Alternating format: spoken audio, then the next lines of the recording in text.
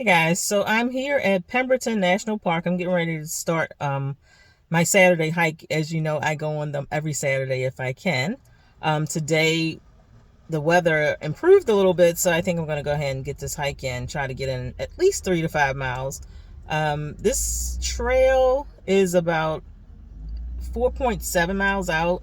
So if I did the whole thing, it would be a little over 9 miles, but I'm not going to do the whole thing. Before I get started on my hike, I wanted to tell you guys a little story.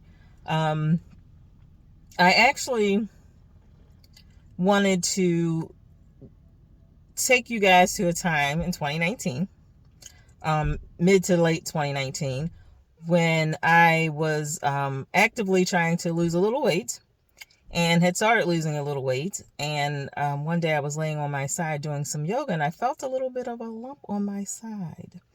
So I went to my doctor, and for some reason, and I hadn't noticed this before, but my blood pressure went up like within the time of making that appointment and all that kind of stuff. So the doctor thought it was so high, like, to put it mildly, she was like stroke level high, that she sent me to the emergency room because she thought something was definitely wrong that day. So when I was in the emergency room, here's a lesson for you girls. When I was in the emergency room, they ran all these tests because I had no history of high blood pressure, strangely enough, because, I'm not a small girl. But when I was doing that, the person who entered my room was probably one of the most beautiful men I'd ever seen in my life. He said he was an endocrinology surgeon who just happened to be on call that day. Here's the lesson, girls. When the most beautiful man in the hospital comes into your room, rolls up a chair and sits down and starts talking like you guys have been friends forever, he's a ringer. He's there to bring you bad news. They keep those guys on staff just for that purpose. We've got to soften the blow, so send him in. So anyway, Dr. Gorgeous, Dr. Mike, came into my room and pulled up a chair. Again, like we had been friends forever. I'd never met this man. And he sat down and he started talking to me. And he said, so listen, we ran some tests and my life changed. So I don't recall too much after that conversation. I remember next sitting in my car thinking, I don't have time for this. I don't have time to be sick. I don't have time to go through all the changes it takes to be sick. So, needless to say, the news was not good. I was told that I had, this one's kind of hard for me because I still relive that moment all the time. I was told that I had cancer, a rare cancer, and I really did not need to hear that. So anyway, I've been through a lot in the last 2 years getting through that, and I'm not through that, but I'm managing and all that kind of stuff that comes up with dealing with a diagnosis like that. But I'm living in a better mind space, and a physical space, mind space, whatever, and those type of situations cause you to take pause and say, what do I want to be doing with the time I have left? And so I decided, when given the opportunity to start getting healthy again and that type of thing, that I would go on hikes. I love walking. It's one of the most beautiful gifts my mom gave me, the love of walking.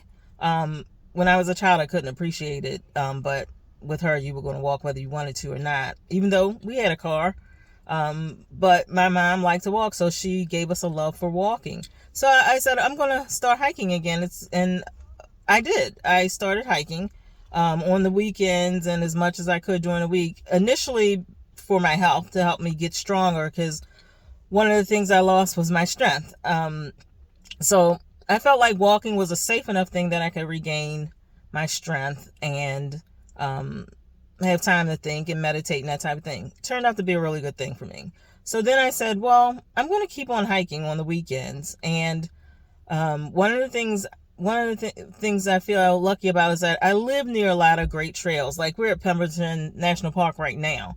But I also live within the vicinity of 5 beaches, within a car drive from Norfolk, Virginia, Philadelphia, PA, and Baltimore, Maryland. So I can get to all these amazing places to go hike. So I said, I'm going to go do that. And through hiking, I kind of got in a better place, a place that no support group or doctor or friends or whatever could get me. I had to get there on my own. So it showed up. It was good for me. And then I started thinking, well, there are other places I want to hike. Where do I want to hike? All around this country. And I was like, I'm going to do that. So during a conversation with one of my good friends, Joy Rios, I mentioned this to her. I said, I'm going to put together, I called my list the trail mix because it was all over the place. And I said, how awesome is that going to be for me and whatever? And she was like, hey, can you lend me your list?